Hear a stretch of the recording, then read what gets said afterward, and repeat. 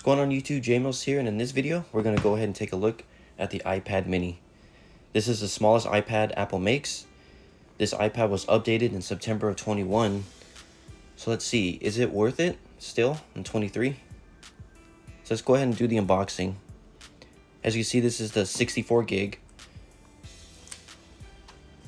The highest they go in here is 256, so this is pretty much in the upper tier of memory.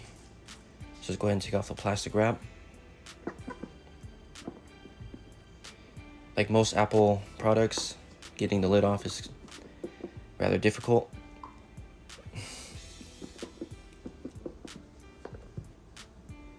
Once the lid is off, the first thing you see is the iPad itself. Just go ahead and take it out of its paper wrapping here. So we'll go over the design later, but basically this takes on the modern design of Apple. So as you see, it kind of looks like all the other iPads, the Pro and the Air, but we'll go over that later.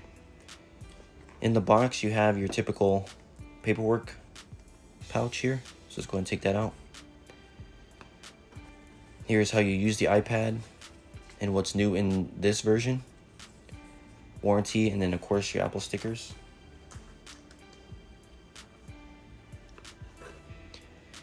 Here's one of the new changes. They finally went to USB-C. So this has been on the Pro, but now it's trickled down.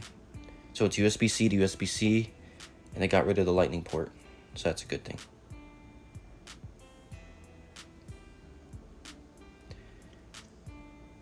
And then they finally include a better wall charger. This is a 20-watt USB-C charger, so this is good. Obviously, you'll charge your iPad faster. So now that the unboxing is out of the way, let's go ahead and get to the star of the show, the iPad mini 6th generation.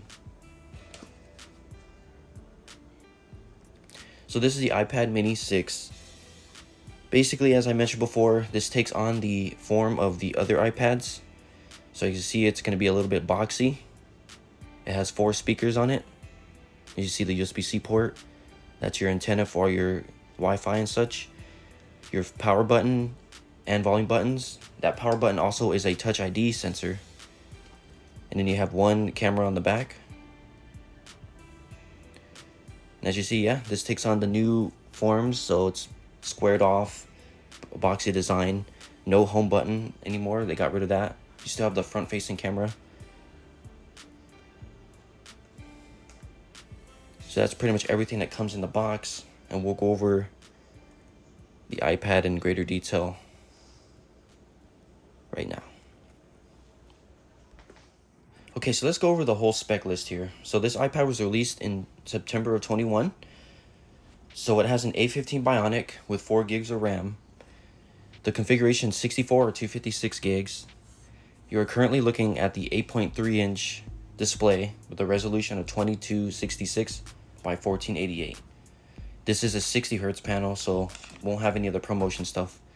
The Touch ID sensor is built into the power button, so there's no more home button or anything, as you can see. And then it has 4 speakers, just like their other iPads. It supports all the latest connections, you know, Bluetooth, 5.2, and the Wi-Fi. So it has all that. It also has 2 cameras. Both are 12 megapixels, so one on the front, one on the back. So it's a little outdated in that sense, but it's still nevertheless a good camera. As you see, this is a rather good form factor for most. It's small. It does support Apple Pencil Gen 2, so you can draw or write on it. And it has the magnetic attachments so you can charge it. So this is a good iPad for anyone that needs to use it for school or small work. I definitely recommend this thing. It's really good for the price. It's really cheap too. So if you need an iPad, definitely go for this one. It has all the latest features relevant to now, and it's affordable. So I hope this helped you out. If it did, please leave a like, comment, and subscribe, as it really helps me out. And I'll catch you on the next one. Peace.